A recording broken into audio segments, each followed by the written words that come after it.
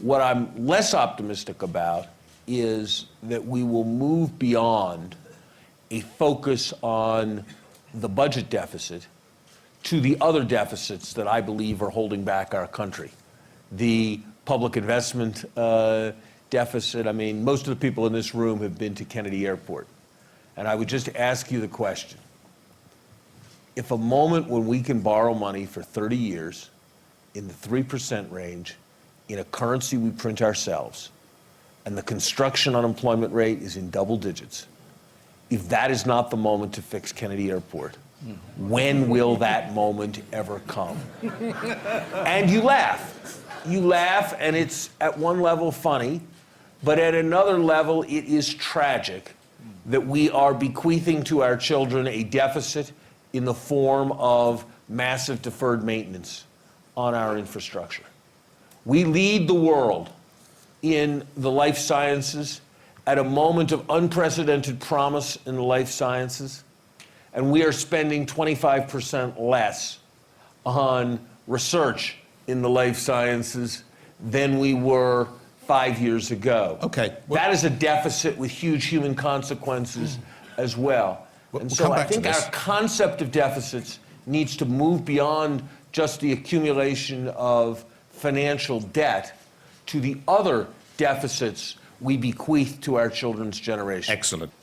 Well, I'd make a couple of points here. First of all, where I agree with what Larry Summers was saying earlier is that I think there is an infrastructure deficit, and countries like the UK and the US should be investing in science and life sciences, as the example he gave. I would say, first of all, when it comes to public investment and public infrastructure projects, I would just say there's no free lunch. You have to make tough decisions elsewhere in your budget on entitlements, in the case of the UK, in order to deal with that deficit. You've got, the UK still has one of the higher deficits, and I think you can address Larry's point of what Western countries need to be doing, investing in infrastructure, investing in science, making structural changes, but not do it at the expense of credible fiscal policy. And without credible fiscal policy, as many countries close to the United Kingdom learnt in recent years, your monetary policy becomes completely ineffective, and your market rates go up and the like. So, I don't disagree with the outcome that Larry talks about. I just think that you've got to make the hard choices if you're the finance minister about how you're going to pay for it.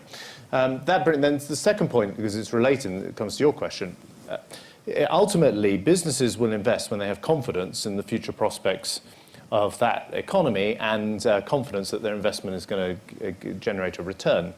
Understandably, particularly in the European continent, where we had a near-death experience with one of the world's largest currencies, the euro, people have been very risk-averse, and company boards would much rather sit on the cash. Now, one of the things we've got to do is convince businesses that we've got credible frameworks, whether in monetary policy, fiscal policy, and the like, that we're making supply-side reforms to things like planning, so you can actually see those investments go ahead. And I think then the investment will flow. And I think ultimately, you can't force a company in a free market to make an investment, but you can do everything you can to create the conditions in which that investment makes good business sense. And when I said right at the beginning that what I want to see in the UK, and I think this would apply to other Western economies, is a handover to investment, to exports. That is precisely the challenge for policymaking. Create the framework in which those things can happen. Look, I think the Chancellor and I are in complete agreement on the importance of stimulating private investment and creating a more enabling environment for private investment, and that's got many structural aspects. I suspect everybody on this panel would agree. I think the Chancellor and I are, I'm glad to see, very much in agreement on the importance of public investment. I think in the American context, I think that the right investment strategies are actually win-win-win, that by growing the economy, they grow the tax base, which collects more revenue and substantially pays for themselves. And look, we're going to fix Kennedy Airport someday. Yeah. And so making that investment today removes a future fiscal burden. So I see much less need to impose cutbacks on people who are very vulnerable Absolutely. right now in the American context than the Chancellor sees But you've not in been the a European, fan. in the British But context. you've And not of course, been a I would fan. recognize. But you've not been a fan of UK austerity, and that's on the record. It is a fair comment that I have. That is an entirely fair comment. I think the difference would be that the Chancellor highlights the similarities and the risks associated with the other countries in Europe, and I would see Europe's difficulties in those increases in bond yields as centrally related to the fixed exchange rate, the absence of a central bank, and the uncertainties that would be created if, for example, a U.S. state were to pursue a massive fiscal expansion. And so my way of thinking about this would be quite different. I've been very gratified to see the growth in Britain in the last months. On the other hand, if you compare, for example, the United States and Britain, it was a long time ago that we exceeded, a couple of years ago, that we exceeded our previous peak GDP. That's something that is still being sought in Britain. I think it's clear that where there is space, there is an overwhelming case for borrowing to finance public investment. And there is such space in the largest part, by far, of the industrial world. There's no one in this room, I am confident, who admires Kennedy Airport. And I would say to you, if a moment when we can borrow money at less than 0.5% for the long term, in real terms, in our own currency, and when the construction unemployment rate is near double digits, if that is not the right moment to fix Kennedy Airport, I don't know when that moment will ever come. And there are examples like that throughout the industrial world. To name just one more, the United States has an air traffic control system that relies on vacuum tubes. And sometimes the vacuum tubes don't work, so it relies on little yellow stickums that they move around on bulletin boards. This in the 21st century, and by the way, extra air travel means extra consumption of fuel, greater risk of accident, not to mention the passenger delays. Now, some people say we can't afford infrastructure investments. First, there's a very good chance they pay for themselves, given the multiplier effects on GDP, the now clearly established fact of hysteresis effects that mitigating a recession today raises potential output tomorrow. You might call it inverse Say's law. Lack of demand creates lack of supply in the future. Given that infrastructure investments raise capacity and therefore raise output in the future, and given, and this is what's never said, somehow the people who are worried about the deficit think that they've got some kind of monopoly on morality in terms of the way we care about our children.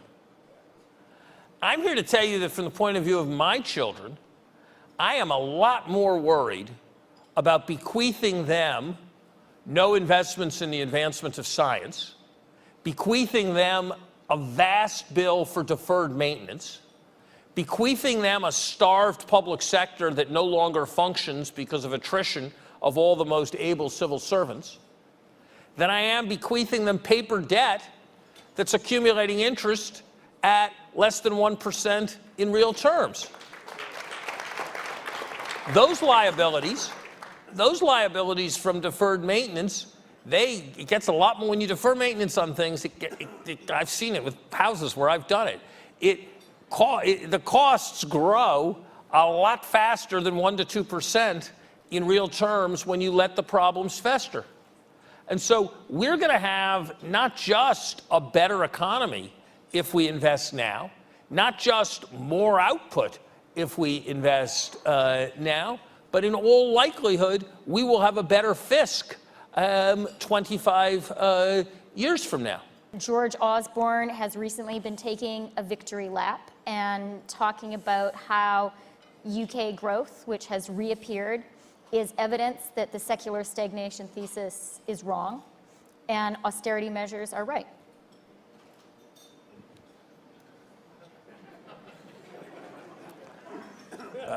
George, on Friday, labeled me a friend and a critic. And I guess that was a fair statement. And I wish the British economy only the best. And I recognize the dedication, commitment, and perseverance that George has displayed in sticking with and advocating the policies with which he came into office.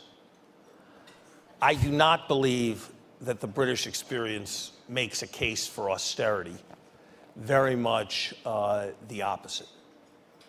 First, the more bones you break, the better your convalescence will be.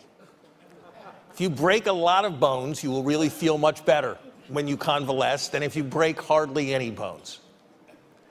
Britain is still 5% of GDP below its previous peak. It's still below its previous peak, unlike the United States, which is well above its previous peak. And so, yes, if you drive an economy far enough down, you can see a rapid recovery. It was not generally believed. It was not generally believed. No American, to my knowledge, not one, claimed the 9% growth that the U.S. economy enjoyed in 1933 as a vindication of Herbert Hoover's policies. And it is the same syllogism. The further down, the further up. But it's not, but you have to look at the level, not at the rate of change. That's the first point. And that's probably the most important point.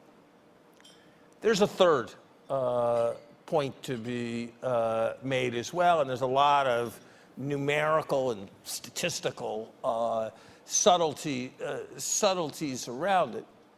But let's suppose you have the theory that I have and that I suspect most people in this room subscribe to, which is that if you have major contractionary fiscal policy, there'll be a multiplier, and over the subsequent 18 months, you will, output will deteriorate relative to what it would have been.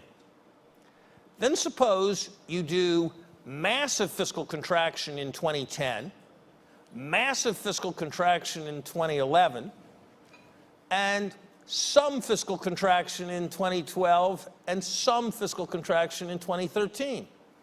What would you expect to see? You'd expect to see that output would go down really fast for a while, and then when you stopped delivering new major fiscal contraction, output would start to behave better. What do the statistics of Britain's Office of Budget Responsibility show? They show exactly the pattern that I described. A diminution in the amount of fiscal contraction, followed by a improvement in economic performance. So there are many, many factors that drive the performance of an economy. And anyone who suggests that if they know what fiscal policy is or they know what monetary policy is, then they know everything that's necessary to forecast an economy is making a serious mistake. But if you ask what would would a rational Bayesian change whatever view they had about the multiplier downwards in response to the British experience? I find that to be a very surprising view indeed.